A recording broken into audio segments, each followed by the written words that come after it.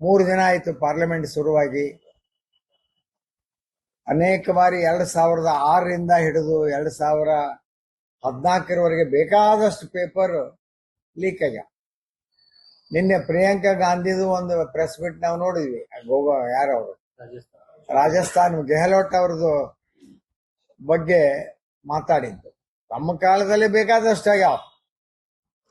ಅದನ್ನ ಬಿಟ್ಟು ಬರೀ ಮೋದಿ ಅವರು ಧರ್ಮೇಂದ್ರ ಪ್ರಧಾನ್ ಅವ್ರನ್ನ ಹಿಡ್ಕೊಂಡು ಪೇಪರ್ ಲೀಕ್ ಅಂತ ಪೇಪರ್ ಲೀಕ್ ಅದು ಇಶ್ಯೂ ಹೋಗಿ ಅದನ್ನ ರದ್ದು ಮಾಡಿ ಮತ್ತ ಸಕ್ಸಸ್ಫುಲ್ಲಿ ನೀಟ್ ಎಕ್ಸಾಮ್ ಮಾಡಿ 11 ಲಕ್ಷ ಜನ ಎಲಿಜಿಬಲ್ ಆಗ್ಯಾರ.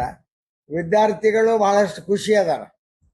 ಆ ವಿದ್ಯಾರ್ಥಿಗಳ ಹೆಸರಿನಲ್ಲಿ ಯಾರೋ ಗುಂಡಾಗಳನ್ನ ದಿಲ್ಲಿ ಒಳಗೆ ಕರ್ಕೊಂಡು ಬಂದು ಹೈ ಡ್ರಾಮಾ ಮಾಡಿ ತೆಳಗೆ ಬೀಳುವುದು, ಅವ್ರನ್ನ ಎತ್ಕೊಂಡು ಹೋಗುದು, ಅದೇನದು ಮೀಡಿಯಾದೊಳಗೆ ಬರಬೇಕು, ದೇಶದೊಳಗೆ ಅರಾಜಕತೆ ಸೃಷ್ಟಿ ಮಾಡಬೇಕು ಅಂತೇಳಿ ರಾಹುಲ್ ಗಾಂಧಿ ಪ್ರಯತ್ನ ಮಾಡಕತ್ತಾರ.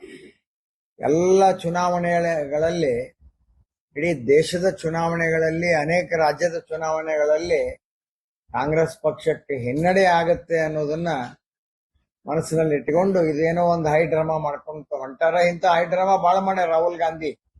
ಅದರಲ್ಲಿ ಯಾವುದರಲ್ಲಿ ಕೂಡ ಅವರು ಸಕ್ಸಸ್ ಆಗಿಲ್ಲ, ಮುಂದೂ ಕೂಡ ಅದರಲ್ಲಿ ಅವರು ಸಕ್ಸಸ್ ಆಗುದಿಲ್ಲ. ಏನೋ ಕೈ ಕಟ್ಕೊಂಡು ನಿಂತಾರ ಅವ್ರು. ಖರ್ಗೆ ಅವರು ಎದು ಕೈ ಕಟ್ಕೊಂಡಾರ ಏನೋ ಅರ್ಥ ಆಗ್ಲಿಲ್ಲ. ಅದು ಏನೇನು ಮಾಡಬಾರದೆಲ್ಲಾನು ಮಾಡ್ತಕ್ಕಂಥದ್ದು ಇವತ್ತು ನಡೀತಾ ಇದೆ. ಇದನ್ನ ನಾವು ಖಂಡನ ಮಾಡ್ತೀವಿ. ಯಾವುದು ಪ್ರಧಾನ ಮಂತ್ರಿ ಸಮಸ್ಯೆ ಇರ್ತಾವು, 1 ಕಿಲೋಮೀಟರ್ ಝೋನ್ನೊಳಗೆ ಯಾರು ಬರಬಾರ್ದಂತ ಇರ್ತಾರ, ಅದನ್ನ ಅಲ್ಲಿ ಹೋಗಿ ಗಲಾಟೆ ಮಾಡೋದು, ಪಾರ್ಲಿಮೆಂಟ್ ಹತ್ರ ಹೋಗಿ ಮುತ್ತಿಗೆ ಹಾಕಕ್ ಹೋಗುದು. ಬಹುಶಃ ಅವ್ರೇನ್ ತಿಳ್ಕೊಂಡಾರ, ನೇಪಾಳ, ಶ್ರೀಲಂಕಾ, ಬಾಂಗ್ಲಾದೇಶ ಅಂತ ತಿಳ್ಕೊಂಡು ಆ ಹೈ ಡ್ರಾಮಾ ಇಲ್ಲಿ ಮಾಡಕ್ ಹೊಂಟಾರ. ಇದು ಭಾರತದ ಇಂಥದಕ್ಕೆ ಯಾರೋ ಇಲ್ಲಿ ಜನ ಆಸ್ಪದನೂ ಕೊಡುದಿಲ್ಲ. ಯಾರೋ ಕೆಲವು ವಿದೇಶಿ ತಾಕತ್ ಮೊದಲಿಂದ ಅವ್ರದ್ದು ಈ ಚೈನಾ ಜೋಡಿ ರಾಹುಲ್ ಗಾಂಧಿದು ಸ್ವಲ್ಪ ಸಂಬಂಧ ಐತಿ.